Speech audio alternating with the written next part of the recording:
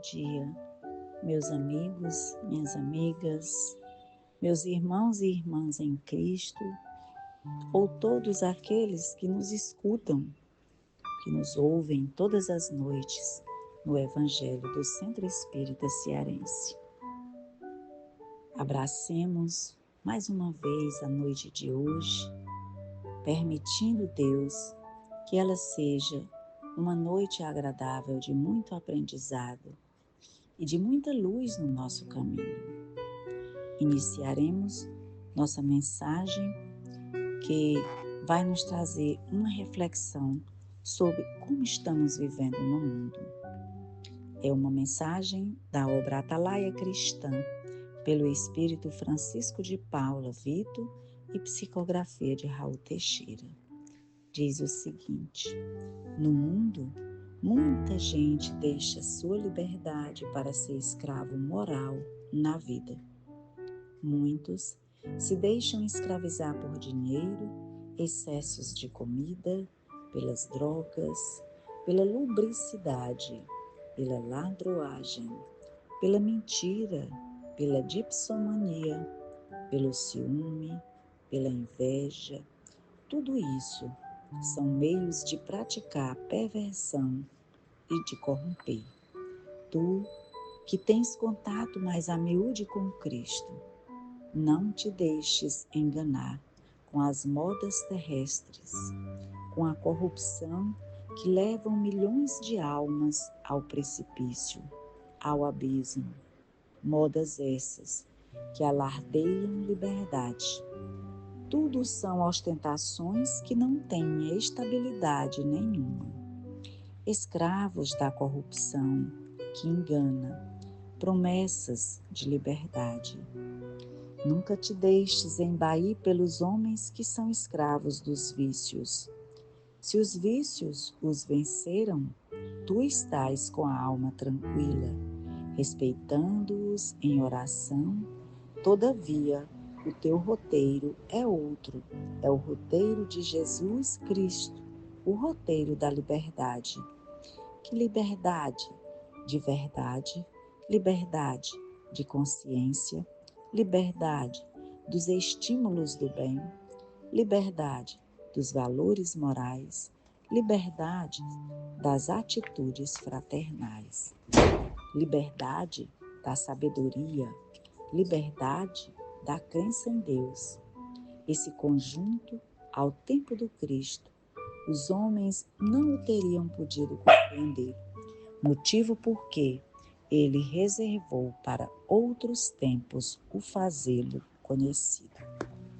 Que o teu amor, Senhor, possa abrir o nosso coração, de modo que nós sintamos a tua presença tão forte que saibamos evitar esses vícios.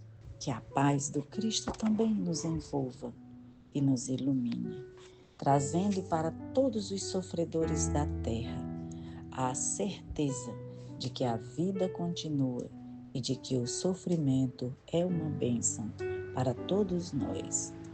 Que assim seja.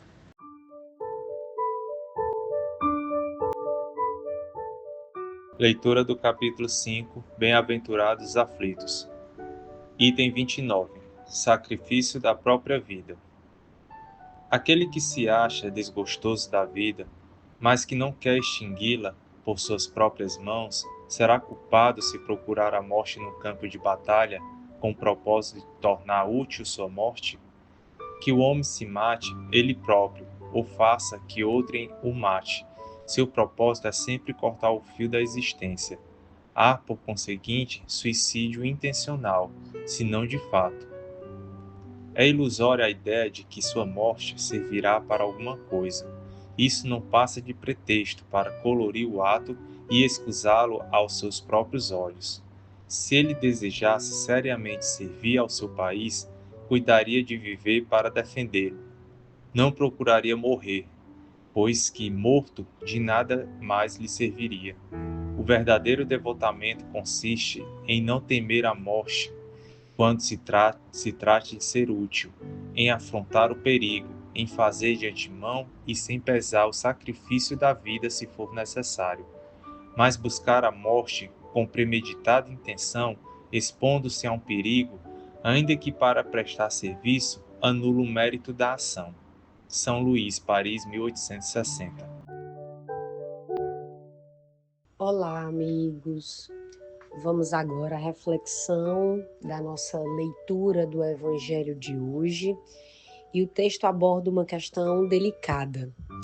Quando uma pessoa, embora não tome a própria vida diretamente, busca a morte indiretamente, colocando-se numa situação de perigo proposital para morrer com alguma justificativa, como o texto traz no exemplo do campo de batalha.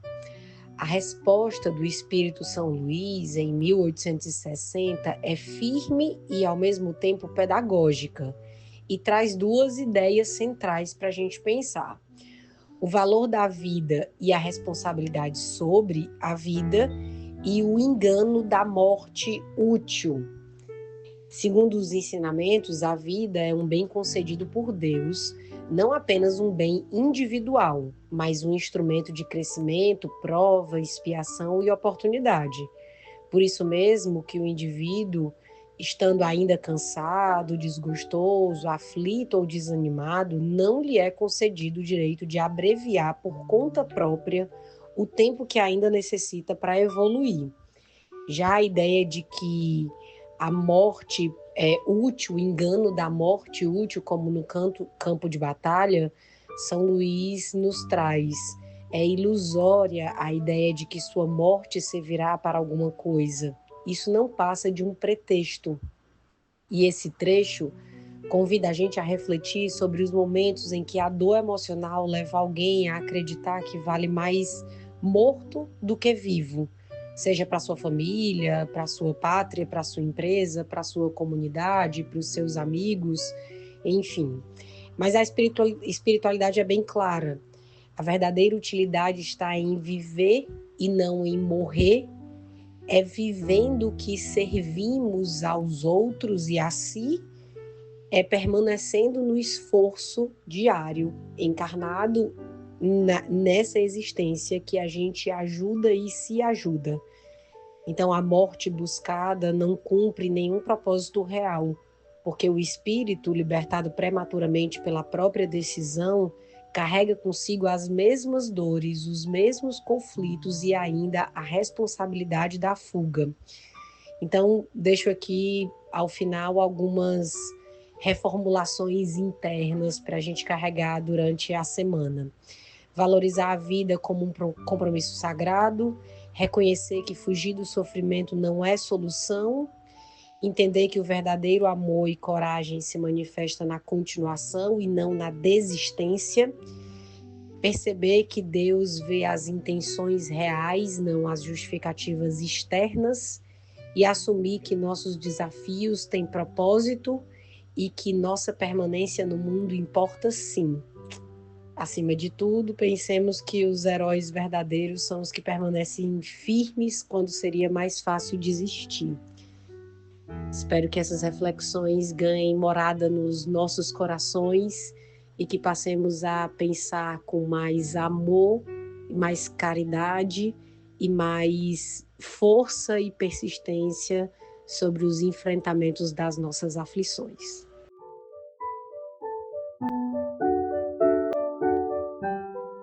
Boa noite, meus irmãos.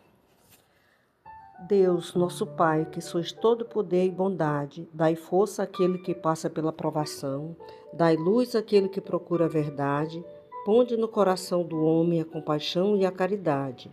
Deus, dai ao viajor a estrela guia, ao aflito a consolação, ao doente o repouso. Pai, dai ao culpado o arrependimento, ao espírito a verdade, à criança o guia, o órfão o pai. Senhor, que a vossa bondade se estenda sobre todos que criastes. Piedade, Senhor, para aqueles que vos não conhecem, esperança para aqueles que sofrem. Que a vossa bondade permita aos Espíritos Consoladores derramarem por toda parte a paz, a esperança e a fé. Deus, um raio, uma centelha do vosso amor pode iluminar a terra. Deixa-nos beber nas fontes dessa bondade fecunda e infinita, e todas as lágrimas secarão, todas as dores se acalmarão. Um só coração, um só pensamento subirá até vós com um grito de reconhecimento e de amor. Como Moisés sobre a montanha, nós vos esperamos com os braços abertos, ó bondade, ó beleza, ó perfeição, e queremos, de alguma sorte, merecer a vossa misericórdia. Deus, dai-nos força, ajudai o nosso progresso, a fim de subirmos até vós. Dai-nos a caridade pura, a humildade, dai-nos a fé e a razão, dai-nos a simplicidade, que fará de nossas almas o espelho onde se há de refletir vossa divina imagem. Que assim seja.